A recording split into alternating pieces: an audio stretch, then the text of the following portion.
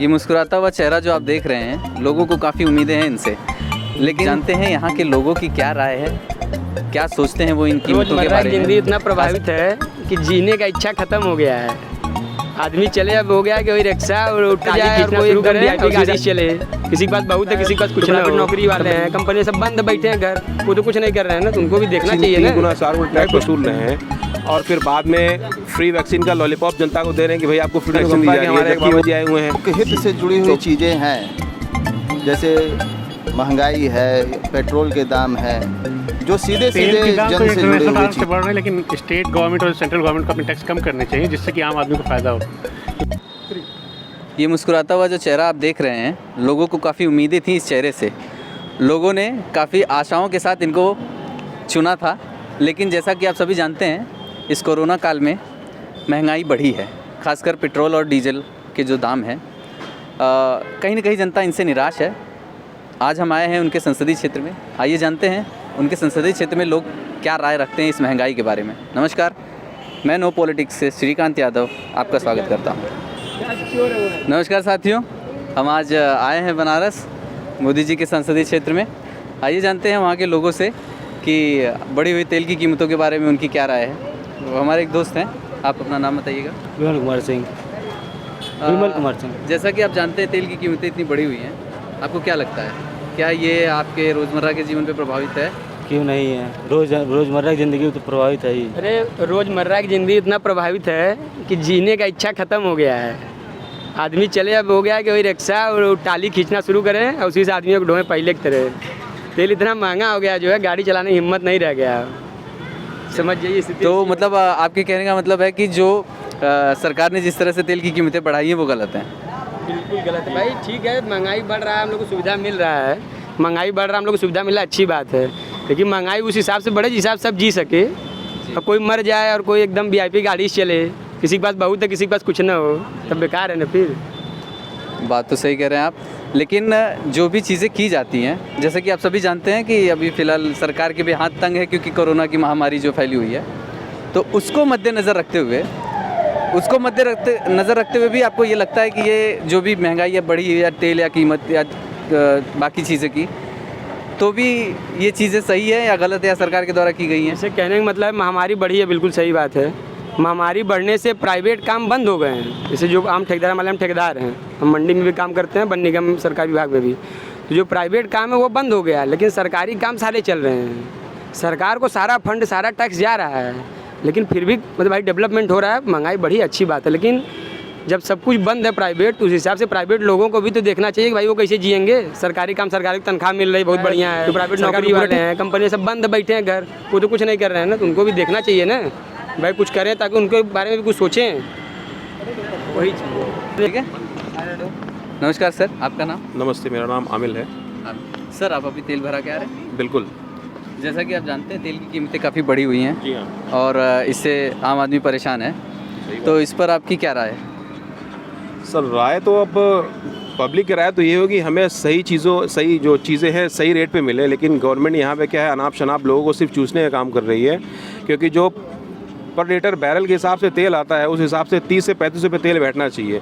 Tax ले लोग लगाते हैं, हमेशा कुछ ना कुछ लगाएं, लेकिन ये 3 गुना 4 गुना टैक्स वसूल रहे हैं और फिर बाद में फ्री वैक्सीन का लॉलीपॉप जनता को दे रहे हैं कि भाई आपको फ्री वैक्सीन दी जा रही है, जबकि वो कई गुना पैसा ऑलरेडी उसका वसूल ले रहे हैं। अब वैक्सीन नाम ने तमाम चीज़ों के नाम पर आज चलान हम लोग कराते थे, पहले जो 100 रुपये की होती था 1000 रुपये 2000 रुपये, एक लूट मार मची पड़ी है।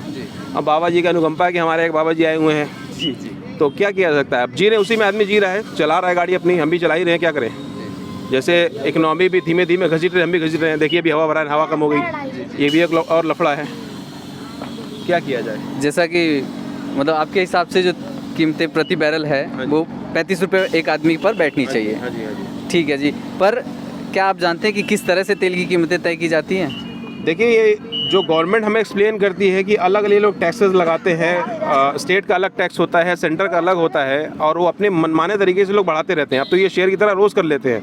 पहले होता था कि कुछ दिन के लिए फिक्स हो जाता था, अभी क्या है, रोज़ कभी घट रहा है, कभी बढ़ रहा है, ज़्यादा तो बढ़ ही रहा है, घटने का तो अभी कहीं नामो निशान नहीं है, और ये बढ़ाते ही जा रहे हैं। पब्लिक त्रस्त है, पूरे तरीके से त्रस्त है।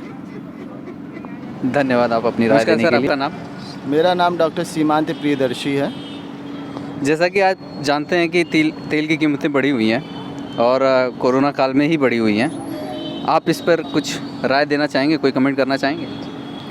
देखिए, पेट्रोल एक ऐसी आवश्यक चीज़ हो गई है आज के दौड़ती भागती दुनिया में, जहाँ की इसका बढ़ना लाजमी है कि सारे जो भी एक मध्यम वर्गीय है, निम्न मध्यम वर्गीय है, उसको एक बहुत बुरी तरह से प्रभावित कर रहा है। उसके बहुत सारे ऐसे कार्य हैं जहाँ कि उसको अपने 2 पहिया 4 पहिया वाहनों की ज़रूरत पड़ रही है। ऐसे में एक उसके लिए वो चिंता की बात हो जाती है कि किस तरह से हम उन चीज़ों को कैसे संसाधन अपना ले चलें। तो ये एक समस्या है और जटिल समस्या है। अगर महंगाई भी बढ़ रही है और ऐसी स्थिति में अगर पेट्रोल की कीमत बढ़ रही है तो इसका आम जनजीवन पे असर है। अगर आपको कोई संदेश देना हो या फिर आप चाहते हो कि किसी चीज़ से सरकार को कोई सलाह देना चाहें तो आप क्या कहना चाहेंगे? मैं सरकार से यही चाहूँगा कि जो लोकहित से जुड़ी हुई चीज़ें हैं, जैसे महंगाई है, पेट्रोल के दाम है, जो सीधे सीधे जन से जुड़े हुए चीज़ें हैं, अगर वह इस पे अच्छे से एक बनाएं योजनाएं जिससे कि लोगों को राहत मिले, जहाँ की विशेषकर मध्यम जो वर्गीय लोग हैं वो ज़्यादा जो प्रभावित हो रहे हैं, उनके ऊपर सरकार को विशेष ध्यान देना होगा। आप चाहते हैं कि योजनाबद्ध तरीके से इस चीज़ को कवर किया जाए? योजनाबद्ध तरीका लगाएं जिससे कि हम सभी लोग उनका एक योजना भी है कि सबका साथ सबका विकास, तो कहीं ना कहीं मुझे लगता है कि सबके साथ में ये जो मध्यम वर्गीय का जो साथ है वह कहीं ना कहीं प्रभावित हो रहा है। जी धन्यवाद। का नाम? अविनाश है।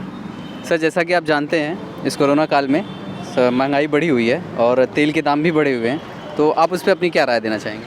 कि तेल के दाम तो इंटरनेशनल कारण से बढ़ रहे हैं, लेकिन स्टेट गवर्नमेंट और सेंट्रल गवर्नमेंट को अपने टैक्स कम करने चाहिए जिससे कि आम आदमी को फ़ायदा हो। क्योंकि तेल के दाम बढ़ने से सभी चीज़ महंगी हो जाती है। ऐसा ही नहीं है कि गाड़ी ही महंगी, गाड़ी ट्रांसपोर्टेशन महंगा हो जाएगा, सब्जियाँ सब कुछ महंगे हो जाएंगे। इसी सरकार को चाहिए कि अपनी टैक्स घटा दे ताकि आम आदमी को फ़ायदा मिले। स्टेट और सेंट्रल दोनों को चाहिए, क्योंकि जी, तो मतलब अगर आपके हिसाब से अगर आप सरकार को कोई सलाह देना चाहें, सेंट्रल या स्टेट किसी भी सरकार को, तो आप क्या कहना चाहेंगे? यही कहना चाहूँगा कि इस महंगाई के दौर में कोरोना से पब्लिक त्रस्त है, आप अपना टैक्स घटाइए ताकि आदमियों को कुछ राहत मिले महंगाई से। इससे महंगाई भी कम होगी।